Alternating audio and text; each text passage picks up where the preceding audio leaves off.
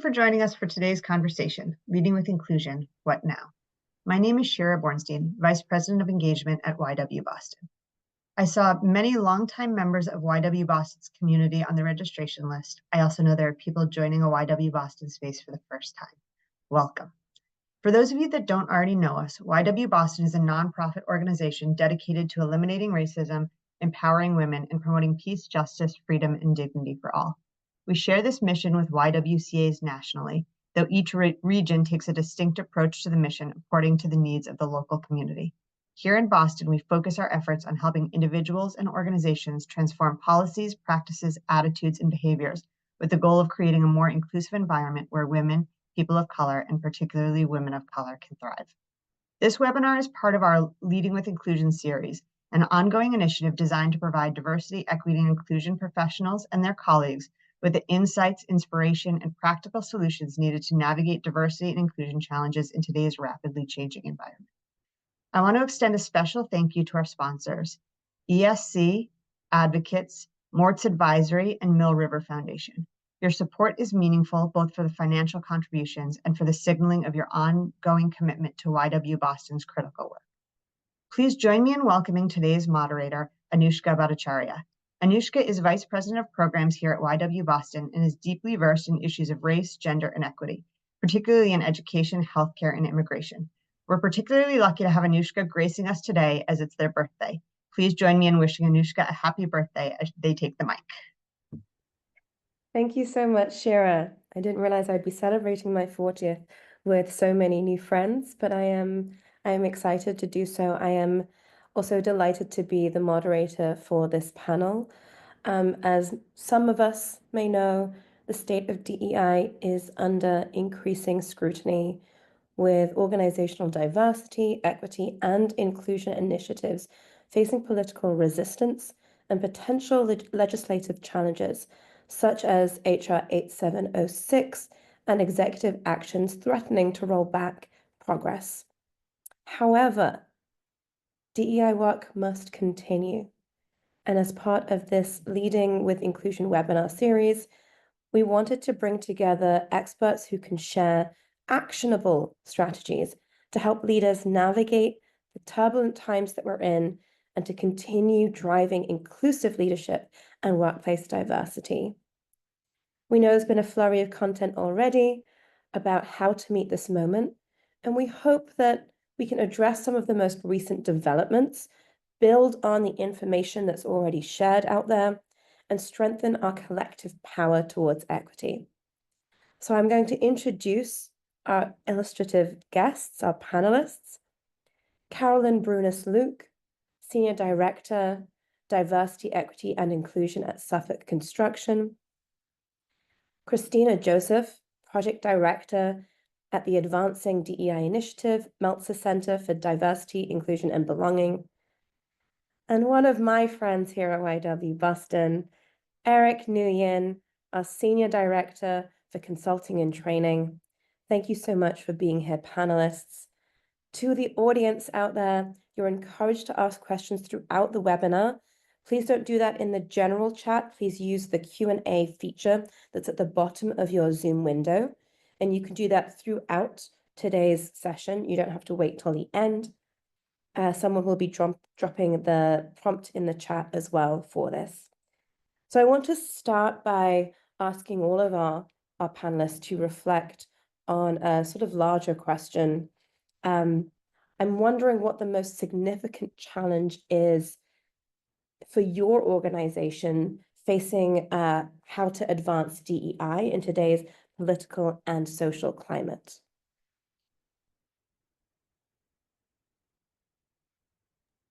Yeah, I can get us started. Thank you for that question. And thank you to YW Boston for having me here. I'm really looking forward to this conversation and the questions to come. So just a bit about my work. I work at the Meltzer Center for Diversity, Inclusion, and Belonging, as mentioned, and our goal is to help organizations navigate this landscape and think about how to strategically continue their DEI initiatives. And so I'm not currently in an organization doing DEI work, But as someone who is constantly checking in on the legal developments, I think one significant challenge that I'm seeing for organizations is simply trying to make sense of all of the things that are happening right now. And as someone who does this full time, like my job is completely to be aware of these legal developments. I still find it, incredibly challenging to stay up to date. Every day feels like a new development or consideration. So I can imagine, and I've heard from organizations that, trying to stay up to date on this, and also recognizing that organizations have so many priorities, so many stakeholders, and so many goals in the midst of all of that, I think is a big challenge. And I think that, for the Trump administration, the approach that they're taking, from my perspective, seems to be rooted in this idea of creating confusion, right, and fear. And by using that confusion and fear, creating a chilling effect for organizations as they figure out what this means specifically for them. And so I think, navigating that has been hard. And our goal has really been to make sure people understand things like these executive orders, what limitations the president has in doing these making these proclamations and moving forward with their agenda. But I think for sure, getting to a place where we all collectively have some understanding of what's happening on a day-to-day is one challenge I can think of. Thanks, Christina. This is Carolyn, and again, thank you for the YW for making space for this conversation, and happy birthday, Anushka. You do not look a day over 40, although I just met you do not look a day over 40. I agree with everything Christina mentioned, and I think the challenges that we have is just the stakeholder management that's required as part of this process. And for us, and anyone who does this work, stakeholder management is the key to be able to get the feedback, the buy-in, to drive some of the impact that you're hoping to have. And in the midst of the chaos and confusion and the things that are coming in daily, it becomes a challenge to understand how as an individual to function in this work, as well as lead and advise and guide when there's no clear direction in terms of a company that has stakeholders on both sides, right? We are impacted and will be impacted for projects that we're submitting requests for on the federal side, but we also have our other side of our sector that is heavy into D&I. So it's a delicate balance that we're trying to navigate. But one thing that we've decided to do is, we're going to be intentional in our steps and in our strategy, and we're not going to make these rush order decisions and walk away from D&I. We know it's a space we believe in, but it's really difficult with all the key stakeholders, those that where we get our revenue from, the people internally, our potential clients. It now bleeds into who we give philanthropically. So stakeholder management is the area that I am working actively through, but it's making sure that we are aligned, and I'm aligned with our regional stakeholders, which are our leaders, whether it's in California and Boston, staying as closely connected and being honest in this moment that there is chaos and we aren't sure of where we're going, but taking those strides intentionally together, I think, is how we're trying to navigate all of this right now. Awesome. Thank you, Christina. Thank you, Carolyn. This is Eric, and I think I'm just going to pick up on those threads and talk a little bit about how this moment of chaos and the sowing of fear has really magnified what I see as significant communications gaps for organizations, and this lack of cross-organization alignment and understanding about the value of DEI work. For example, we've been running a lot of surveys with organizations, and we ask them about existing DEI initiatives and the effectiveness. The percentage of respondents who are saying, like, I just don't know or I'm not sure, is incredibly high. And what it signals is that organizational leaders need to be much more explicit about what they are doing to advance DEI, but also talking about the outcomes as those things come about. What we're seeing is, like, with the increasing volume of anti-DEI backlash supported by these executive orders, the anti-DEI rhetoric, it's emboldening people to speak out against DEI, to make their resistance known much more explicitly. And so I'm seeing opportunities for, much more strategic, explicit communication around the work and the values that underlie that work. Thank you so much. I mean, I'm hearing, sorry, this is Anushka. I'm hearing conversations around chaos, around feeling rushed, around handling multiple constituents and parts of your community. And also, picking up on what Eric said, that there's also an opportunity to reframe how we approach this work in the face of folks who might be emboldened to come at it from a different angle. At YW Boston, our risk mitigation plan is trying to account for various of those domains that you mentioned: internal HR, marketing, positioning, staff safety and security, litigation defense, revenue streams. I'm curious, and I'll posit this directly at Christina and Eric, although Carolyn, of course, you are welcome to answer this. I'm curious, what have you seen other organizations doing regarding risk mitigation? And is there anything that organizations should be prioritizing for risk mitigation? What are those efforts?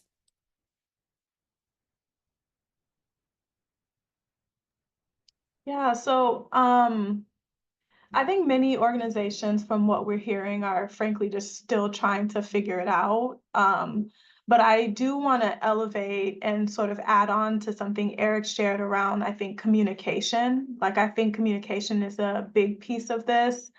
Something that we've noted is that, we see organizations either on like one end of the spectrum, either they're saying too much out in the media or saying potentially too little. And I think the harm of both, exists. So, if you're saying too much out in the media, not having specifically intentionality and, aligned voices around what you're saying, then you potentially run the risk of, being targeted by some of these anti-DEI groups. Some of them have shared that they comb through websites to think, to find targets, right? But then if you're not saying anything, then you also run the risk of, these folks allowing them to sort of create the image of what's actually happening in your organization. Or, internally having staff members wonder what is the direction of the organization as it relates to DEI. So it is important, I think, to communicate. As part of your risk strategy, you need to be thinking of how you want to communicate, what those messages are going to be, training staff who may not necessarily be involved in the day-to-day operations of DEI, but may be tasked with speaking about it, training them on sort of what to discuss, what to share, and then externally also thinking about what that symmetry of communication looks like. And I also, I think, want to highlight, I love that, one thing you mentioned, Anushka, was this idea around preparing sort of litigation defense and having strategy around that. I feel like I don't hear about that too much or enough rather, because I feel like, the reality is we all know that the people on this call know the importance, I hope, of DEI, right? And I think you can do your risk mitigation strategy, but at a certain point, you also have to think about strategically what it looks like not to bend so much, and to be thinking about, if it comes to litigation, if it comes to, a quote unquote fight, that you at least know what's in your arsenal, what capacity your organization has, either financially or other resources wise, to be able to lodge a defense. So I think those two things are incredibly important, the communication piece, and then thinking about the organization's capacity to, show or demonstrate some sort of resistance. And that also doesn't have to be limited to litigation. I think it can look like organizing across organizations, thinking about resistance in different ways that aren't just litigation, I think is also a key part of the strategy as well.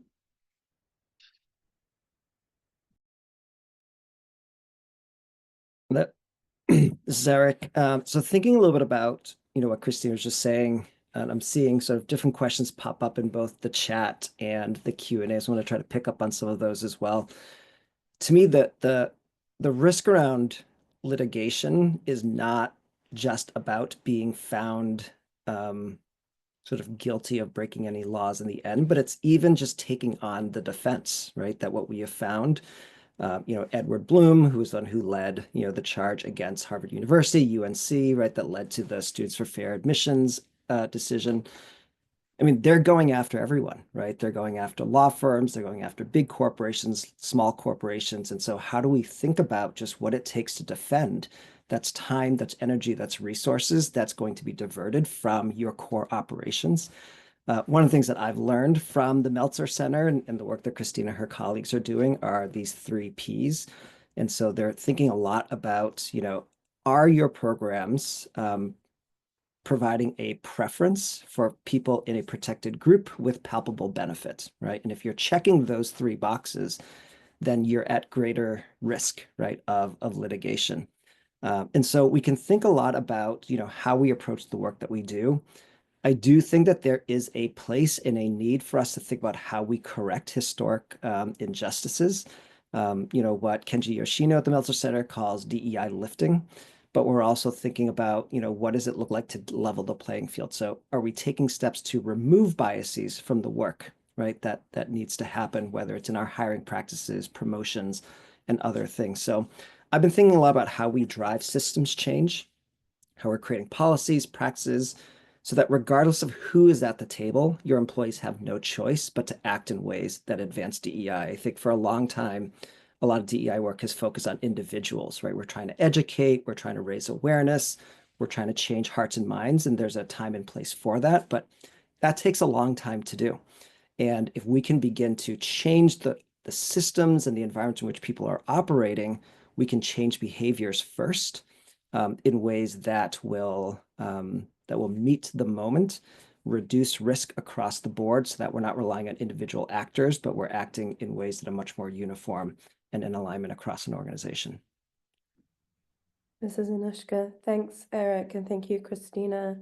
I see a lot of overlap in the actionable strategies that you're providing. I can see there are many questions wanting more examples, and we might be able to pepper the conversation with more of them as we move through. But I wanted to pivot ever so slightly to Carolyn and ask you about this acronym DEI in navigating the risk at this particular moment. I know that lots of folks are thinking about whether or not we even use this terminology of DEI. I'm curious from your perspective and the work that you've done, is the terminology of DEI important? And do you think we should be changing the language? This is Carolyn. So I think first thing is sort of thinking about the evolution of D&I. It's significant because it reflects decades of advocacy, research, and efforts aimed at creating a more fair, inclusive environment. So if we think of where it started, right, it was sort of in the 60s and the 80s, that was the era of diversity, all about particularly women, historically excluded ethnic groups, sort of giving them access to education and employment. Then when we get into 90s and 2000s, I mean, that's my era outside of just generally everything in life. 90s to 2000s is a great era, but we started to see the shift into inclusion, right? So then you had diversity and inclusion, all about how do we now create these safe spaces and inclusive environments where employees could thrive and people could thrive. Then we started to transition in 2010 into 2020, where we now started to think about equity. So now we have the D, the E, and the I. We are now talking about systemic barriers. What are the processes in place? What are the policies that sort of need to be reviewed? And I think with the murder of George Floyd, that became a catalyst where, excuse me, companies were pushing across all industries to now kind of adopt these D&I commitments. And so what we see, we're now in a different era. And we're now in the era of pushback and guardrails, as we all know. And so today, as we face growing resistance, it's really, as we talked about, already becoming very divisive. D&I is being seen as ineffective. D&I is being blamed for the Chiefs losing the Super Bowl, right? So despite the progress that we've made, we now sort of realize that we're in a critical turning point where, unfortunately, the evolution is not as organic, but it's one that we sort of have to realize that the terminology and the execution of D&I has to involve. And so the core principles remain, right? But however, I think for the sake of the work, I know from my work specifically, for my own sanity and the work that I do every day and have been doing over the last 6 years, it's having to really work within this era of pushback to really go beyond that go beyond some of the emotions initially and get to a point where we can see that we are still creating a strong mission where there is opportunity, where there is access, where there is fairness. And so, and I believe that remains. So I think the term, unfortunately, has been forced to evolve, but I think naturally the evolution was there. And so I think it's going to look different, but the impact is still very present. This is Anushka. Thanks, Carolyn. I really love, again, that reframe. Instead of having to sort of fight fire with fire, so to speak, instead of having to live in that military metaphor, we get to think about an evolution, and that actually elevates the work that we're doing further. In terms of that elevation, that evolution, I'm curious, Eric, if there are other aspects of the DEI critique that resonate for you. I know that you and your team do a lot of consulting and training with a variety of organizations. What can we learn from this moment in facing these criticisms? Absolutely. I think just to piggyback really quickly on what Carolyn just said too, I think we're at this moment where I started out, right, saying that within organizations, we see this lack of alignment around how we talk about DEI. I would say across the DEI field, we lack alignment in how we talk about DEI, how we define things, the work that we do. If you've spent any time with me, you've probably heard me say repeatedly, if you put 10 DEI practitioners in a room together and ask them to define diversity, equity, inclusion, you're very likely to get 10 different definitions, right, for each of those words. And so we're now at this moment where we have people who are digging in on DEI. We have people who don't want to say those words at all. And then we also have new frameworks that are being introduced. Luli Zhang just recently introduced their FAIR framework. There's a lot of merit to these, but it just creates in this moment more noise and confusion about how do we talk about this work and what does this work look like moving forward? So I think it's not necessarily a criticism per se, but it is something that has been challenging in terms of getting everyone in agreement about what DEI looks like. My feed is now filled with lots of posts, right? That's these are all the things that fall under DEI. And it's true, right? That there are so many things that we do within the umbrella of DEI. And how do we get people to understand that? I think getting more specific to your question about criticisms, I think one thing I'll share is I've lost count over the last 12 months or so how many clients approach me and they express the importance of DEI work, right? They want it. Their employees, their organizations want it. Their leadership team wants it. And so these are not folks who are backing off or feeling like, ooh, is this something we should be doing? But what they do say is they're really hesitant to move forward because they've been burned in the past, right? Trying to do DEI work. What we're learning in this moment is how to approach this work more effectively. How do we leverage what we know, right, about effective teaching and learning practices? A lot of the findings coming out of, the field of positive psychology.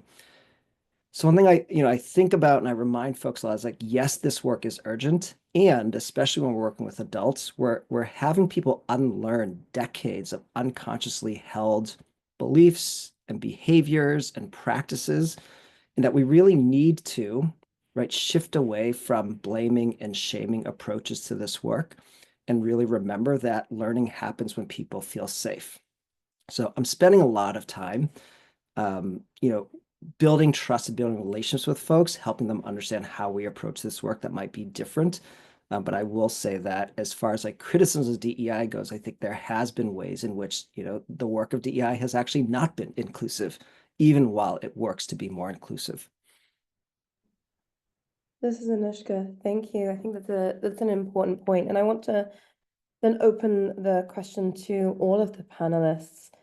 In thinking about this moment as an evolution, or as we saw in COVID, how challenges become a space for innovation, how can leaders use this moment, whether they are deeply immersed in a DEI organization or not? How can leaders use this moment to evolve that DEI work for the better?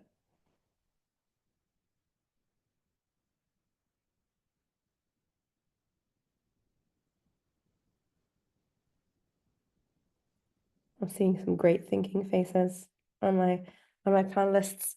I'm happy to go first. So this is Eric. one place I would start is to say this work needs to be data-driven and data-informed. I think for a little while now, we've sort of just all jumped into the work. We talked about 2020, the racial reckoning, and that there's no one size fits all approach to advancing diversity, equity, inclusion, right? Context matters, strategic priorities across organizations will vary, and that matters. And so as a matter of good practice, it really is important for us to understand what are desired outcomes, right? What are our organizational needs before we launch new initiatives? Having data also increases buy-in. If everyone is looking at the same data, they're listening to the same story, you can engender buy-in from all of your different stakeholders, right? Your leadership team, your employees, your board, your consumers. And so I know one thing that we did last year is we launched this new DEI Pulse survey. It's provided our consulting team, but also our clients with just much deeper insights about their DEI current state. We're asking questions about things like psychological safety, alignment between their DEI initiatives and strategic goals, individual awareness and agency to advance this work. And so these are things that we can do to begin to both develop goals and action plans, but also then measure, right, impact of the work as we move forward. I think, and we're seeing that from our clients too, right, is how are we measuring the impact of our work? How are we communicating the work that we do? So I'll start just by saying that we need to be much more data-driven and informed with our approach here. Thank you, Eric. I knew you were thinking for me. So thank you for adding that and starting that. I would agree. I think the biggest traction, at least from my perspective and being at Suffolk for 6 years, we've had the most progress when leveraging data and getting our leaders at the front end of this conversation and getting their buy-in and having them set aspirations. And so playing that supportive role in giving them insight into programs before they're developed and giving them insight into which employees they would want to, giving them a sense of the why, and being okay, I think sometimes personally with like, I wouldn't go that way, Mr. Person in the West Coast. However, that is the leader's decision and what they know best, that's best for their region. So I think being able to do that, and we've done it internally. We had a framework that we leveraged called IDEA that had, inclusion, diversity, equity, and accountability. And the accountability aspect was getting our leaders on board, but then kind of tailing back to everything we've said in terms of communication. How are we as a team holding each other accountable, one, against all the data points, the action planning, the programming, but then how do we communicate to the people so the people are aware of the why? And it's not this concept of like, why are we only supporting women? Well, our data shows that we don't have many female leaders within this organization or those that identify as women in this organization. Therefore, it gives us a reason to have the programming, and it gives the leader an opportunity to lead effectively. Without the data, for sure, it makes it extremely hard. And we're sprinkling things, but there's no real impact.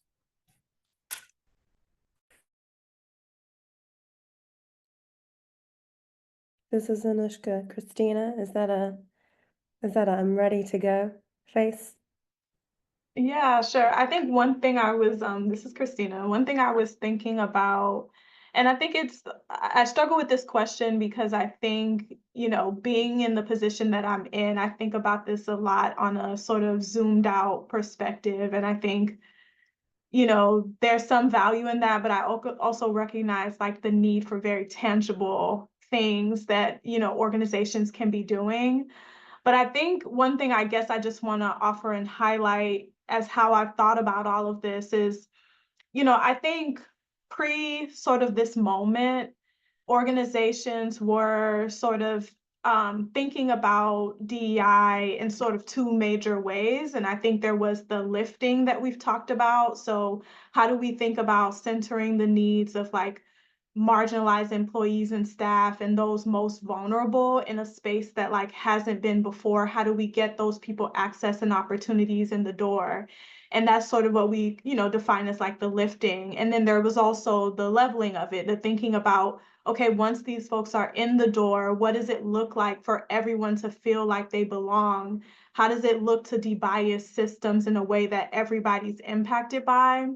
And I think, this moment has sort of called that first part into question, where these anti-DEI groups are really challenging that first piece of like targeted programs that are aimed at sort of uplifting and benefiting specific groups. And, you know, to be clear, I hate that that's the case because I think you need it both. But I think, I guess, one opportunity in this moment is to really think about that second part, because I think sometimes organizations stopped at the, okay, we have, you know, these goals of diversity, we're bringing them in, and so they should be able to thrive in our current sort of environment and iteration of that environment. And I think this moment calls us to lean into more the ideas of like, what does it mean to create a fundamental shift in the nature of the organization, such that, you know, whether or not we're doing these targeted programs, we're still thinking about when people are in this space, regardless of their background, what does it mean to create a debiased system? So I think it creates a really unique opportunity that I hope, you know, as we think about all of this, we're constantly thinking about, because just because one area is gone, you know, or one area is being challenged doesn't mean that there isn't so much more that doesn't even touch on those things that we can't be doing to make the space better for us all. And so, you know, I think that that's one thing that sort of in this moment can create new opportunities. Can I jump in real quick, Anushka? Mhm. All right, great. So this is Eric. I think hearing what Christina just said, and I know that there's always, you know, that question is like, okay, so what does that look like? I just want to provide a couple of just quick examples, like much more concrete. Like, what does that look like when we say debiasing systems, you know, DEI leveling? So I'm going to take the example of promotions and career advancement within an organization, right? What a lot of the data shows is that at your entry level individual contributors, you oftentimes have actually a lot of racial diversity. You have a lot of gender diversity across the intersections of identities. There's quite a bit of diversity there. And then as you move up the ranks, people of color, women of color especially, their percentage of representation diminishes quite a bit, oftentimes sort of like by, you know, 75%, right? At the same time, if you're a man, if you're white, if you're a white man, your percentage representation within those groups increases, right, as you move up the career ladder. So we have data to show that, and it's been repeated over and over again. So we know that there's something about the career advancement promotion ladder, right, that isn't working for everyone. So we need to think about how we debias that system.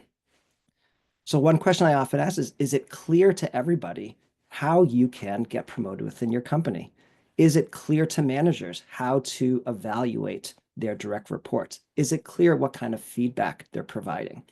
When people nominate internal employees, right, internal candidates to be promoted, right, what does that look like? What does the process look like? Is it about proximity and just who you know, or is there a much more standardized process to identify qualified employees to be promoted? And so that is a way, right, to debias a system, to provide additional training, to create policies, to make it aware to everyone, whether you're the job candidate or the person who is going to be hiring, to make sure that that playing field, right, is level and fair for everyone who might be involved. Another concrete example, work with an organization where they realized that in order to be promoted, there were certain certifications that folks needed to have. And that in order to get that certification, it required a lot of time, especially time outside of work, to study and to prepare for it, required money to take the exam and to get certified. This organization decided that they were going to move all of that in-house. So on company time, folks were prepping for the certification exam. On company dollar, folks were taking the certification exam and getting the certification. That increased their pool of people who could be qualified to be promoted. And what they saw, right, was that women, people of color, low-income employees of all races, of all genders, were previously being kept out of, right, this running for being promoted. And after they implemented this new policy and practice, their pool, right, got much broader, and they were able to promote, right, and create a much more diverse management team after that as well. Can I add one more realistic example, Anushka? Eric, you were just, and Christina, I love it. You're answering all the questions. I would just, again, offer a concrete example from Suffolk. Everything that Eric said and everything that Christina said is true. For us, what we had issues are in a similar fashion was role clarity. We have different people who would start at the organization, maybe as a career engineer, right? They come in through a college pipeline program. Program was really defined. It's rotational. You do these rotations within 4-month period and you're all set.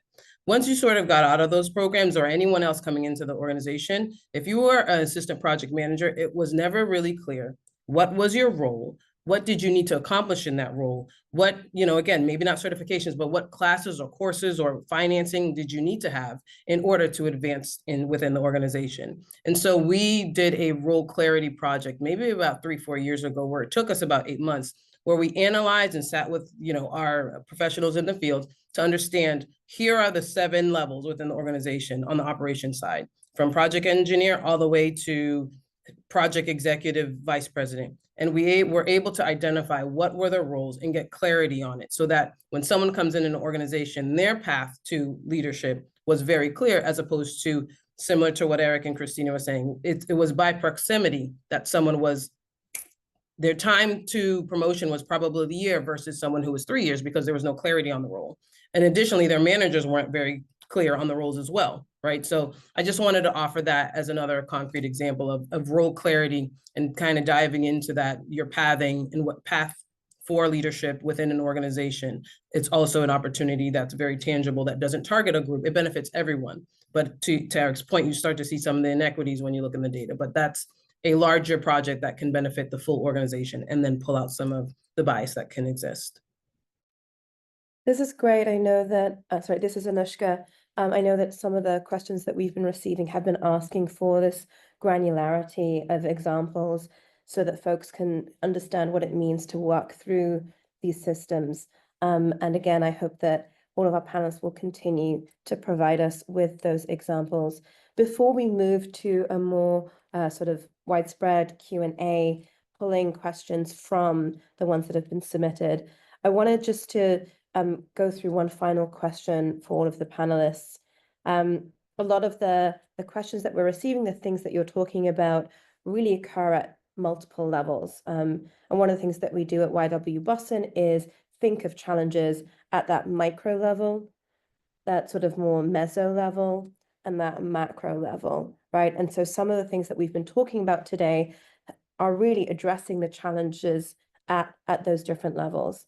In order to move a system, whether the container is the same or if it's evolved, we need to be cognizant of where we're making those changes and how we're breeding that innovation. I'm curious, what systems change work for you is bolstered by the current climate, and what systems change work can we prioritize to work within our current climate? And if you feel so moved, maybe even thinking about the geographical specificity. I know that some of you work across the country, as well as on the East Coast and in Massachusetts. I'm curious about how geographical specificity might be a fixture in that systems change work. And that is a big question, so feel free to come at it. I feel compelled to answer, because Christina and Eric have been taking all the initial questions, because they're really good at it. So I'm gonna just come off, and Eric, Christina, feel free to take it as I think through that large question.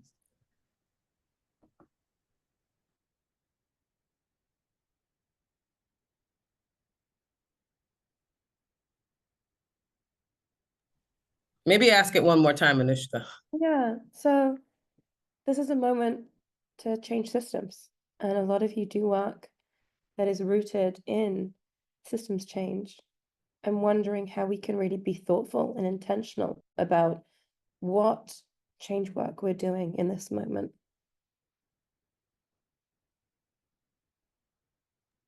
Yeah, I think I'll start to, I guess, put some thoughts out there, and I definitely welcome my co-panelists to chime in. I think one thing that I feel like sort of needs to happen in this climate is a sort of coordinated effort. And I think, since I've joined the center, we've been thinking about, like, what does it mean to curate a space for that? Like, and I know that, there's constantly spaces happening in silos in different industries. And, I think that finding a way to sort of come together in this. And there's a lot of challenges there, right? Because, as Eric mentioned at the top, like people have different ideas around, what DEI should look like, what are the priorities. And so, I say this without it, with also acknowledging the challenges, but I think that you look at the anti-DEI side and they seem quite coordinated, right? Like there's a common message and theme. They position DEI in merit, right? Even though we know that not to be true, there's like almost catchphrases that they're constantly using and saying that is making its way into sort of the ethos of like the larger country that we live in. And so, looking at that, I think there has to be some sort of coordination around message and themes that don't just counteract what they're doing, but that also thinks ahead, so that we aren't just being on the defensive, but also thinking about, how we bring people in apart from that. I think is one thing that is hard, but I think has to be figured out. And I also think relatedly, that's somewhat of the systemic perspective. But I also think there's a lot to be done on the one-on-one perspective, because I reflect a lot on how even when I talk to family and friends, like kind of before this all sort of came to a head, many people didn't know what DEI was, right? And this is people, presumably who are, doing various roles in their organizations, could be leadership or down, and didn't necessarily understand, or hear that term often. And so I think that there maybe are some steps that have been skipped, and it kind of relates to the question around should we change the language. But I just feel like there's a lot of educating that needs to be happening. That also doesn't assume that, we are the authority, because I think a lot of people who may not have heard about DEI might still have perspective, obviously, based on their lived experiences. But I think just taking the time to have a lot of conversations on an interpersonal level around sort of what this means and why it's important. At the center, given the work that I'm doing and given the website that we've launched around this, I'm constantly thinking about how can we get people who are regardless of their industry, regardless of the type of work they're doing, how can we get people's stories around what DEI has done for them in a positive way to the forefront? Just so people can sort of start to disassociate these like obviously misrepresentations around what DEI is. I had to take myself off on mute because I kept saying to everything that you were saying, Christina. So thank you for that. Eric, did you want to jump in there? I saw you come off mute. Yeah, definitely. Thank you. So this is Eric. Two things I'll add really quickly, as I know I want to get Carolyn's voice in here as well. One thing I'll say is that people respond to what gets measured. And one of the things that we often see is like, stated commitments to DEI, but then no accountability on the other side of it. So talking with a lot of organizations and leaders, right, about what does performance evaluation look like? How do we evaluate inclusive leadership? How does that become part of the way in which we assess, right, people's effectiveness in their roles? We're in the early stages of developing a DEI action plan for a local nonprofit right now, and recently met with both the executive director and board representatives to say, okay, as you think about evaluating your executive director, how does execution and delivery of this action plan factor into your upcoming evaluation? And there's an opportunity for the executive director and the board to work together to co-create that evaluation. But we can't move forward saying we got this DEI action plan that's really important, and then you never evaluate your ED, right? Based on how the organization does. So what we measure matters. On a more granular level, I think one of the things that we saw this fall, but I think has always been needed, is just helping people understand how to engage in dialogue, real dialogue, where people are listening and learning from each other across differences.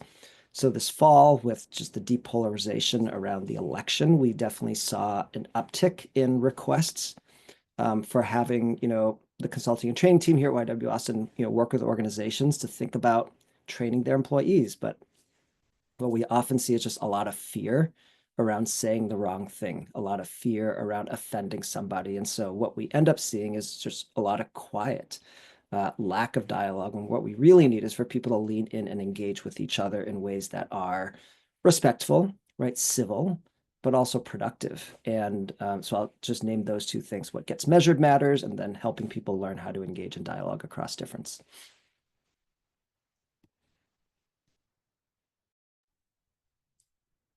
And here I am coming in to the back end.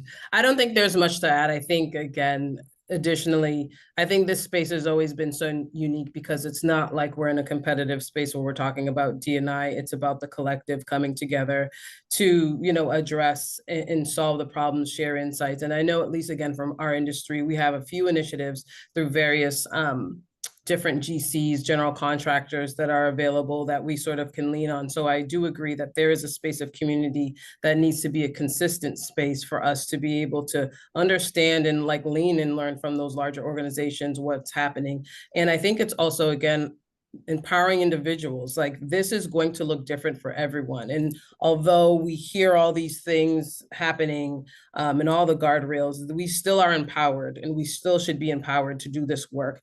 It's just pivoting slightly, which we've always had to pivot. Whether you're in the nonprofit space, and I've been in the nonprofit space, resources are limited, and you're always having to pivot for impact. And so I think it's having that mindset of understanding, some of us have come from companies where budgets are huge for D&I and then they're wiped. Suffolk was not the one, right? We were consistent in our approach for budgeting, but it allowed us to sort of remain consistent and still have an impact that was slow over time, but wasn't disrupted because we had $1 million budget that was wiped out and our whole entire D&I team was eliminated. So I think there is empowerment in this moment now, and we just have to be reminded that it's a pivot for us to consider how we connect, how we're collaborating, how consistently we're collaborating, and trying to make that change.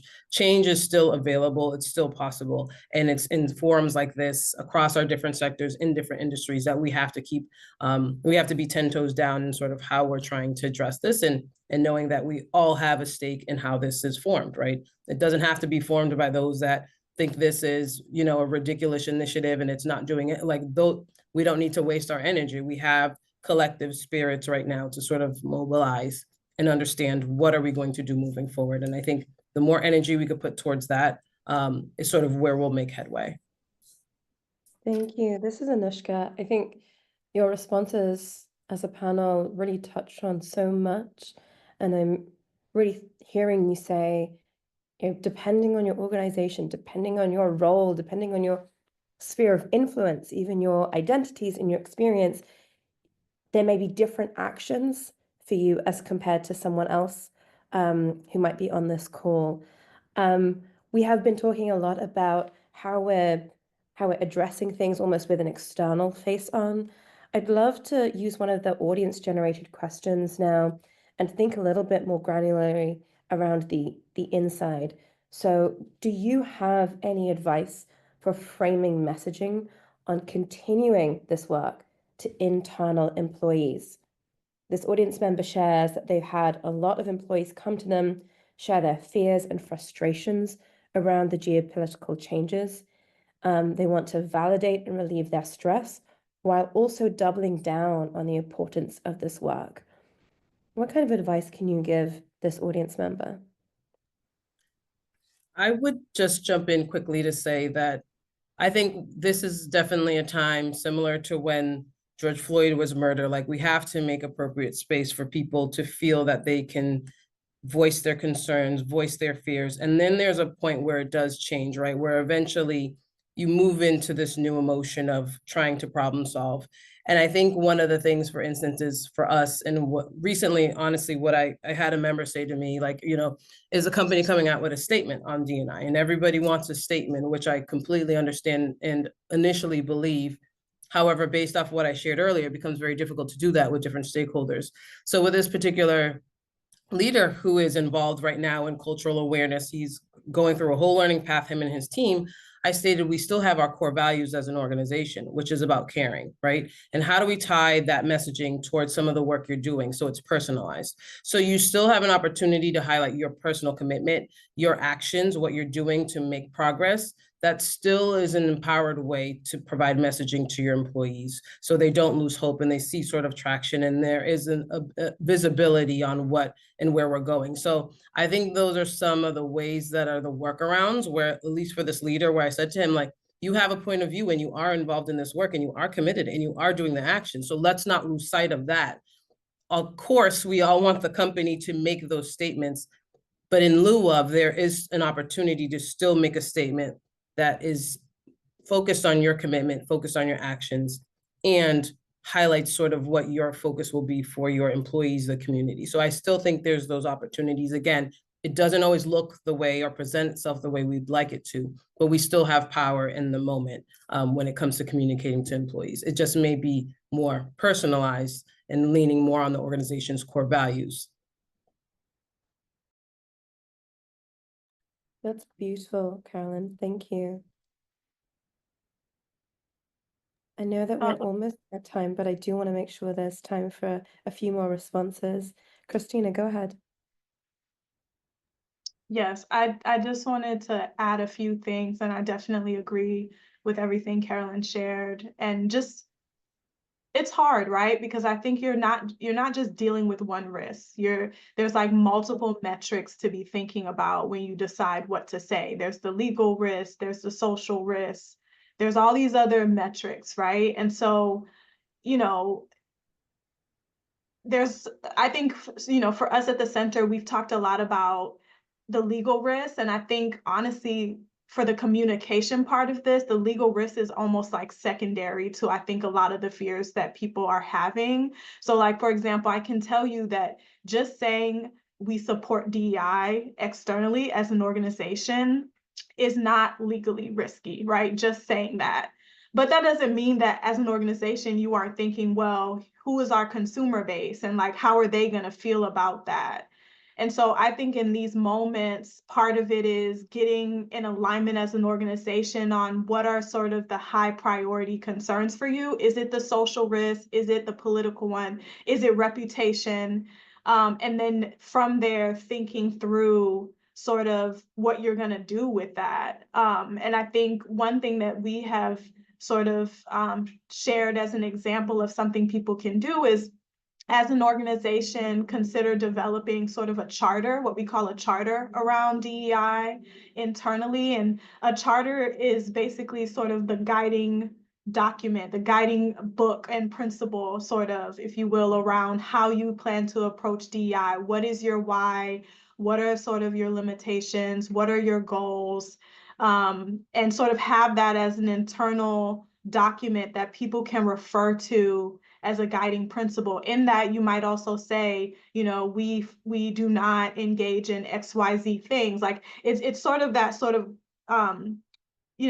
as I said, guiding document that managers, employees, and leaders can refer to in the moment and thinking about what it is that I want to communicate around DEI. So I think an internal charter is one. And then, as I said before, thinking about what are sort of the key risks for you that are going to inform what you want to communicate either internally or externally.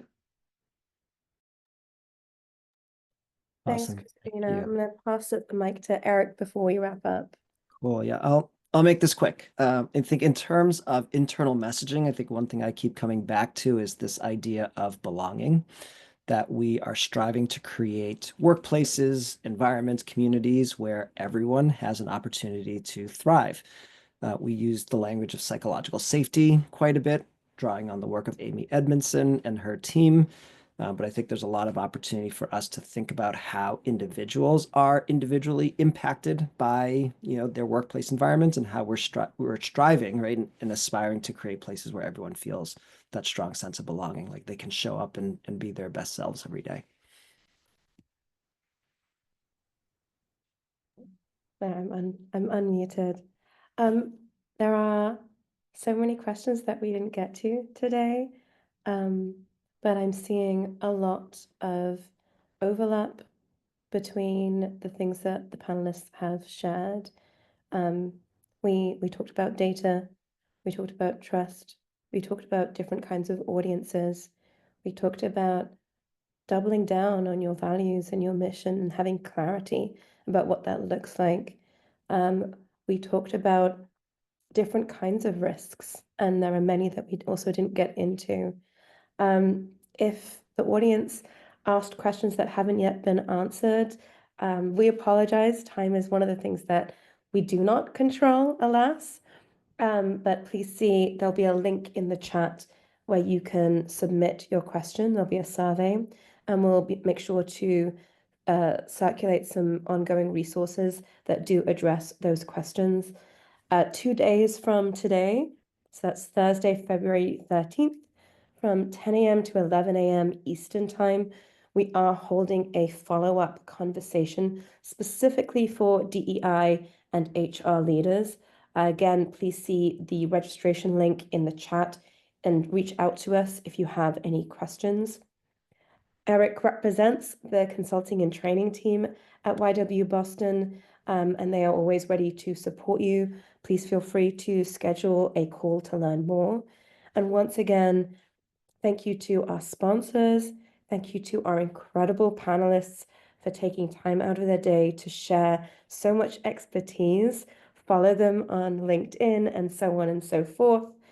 For everyone else who's here, we are dependent on the generosity of people like you to do this important work in our community. And we do hope that you might consider supporting us or even introduce someone with deep pockets to us as well. That's very appreciated. So thank you all so much. Thank you to our ASL interpreters as well. We really appreciate you. Please don't forget that we are in community with each other, even though we just look like we're in individual virtual boxes. Let's all collectively make an effort to stay in that community, regardless of what is coming down the pipeline. We appreciate you so much. Please go and have some lunch if you haven't already. Don't forget to hydrate. Thank you.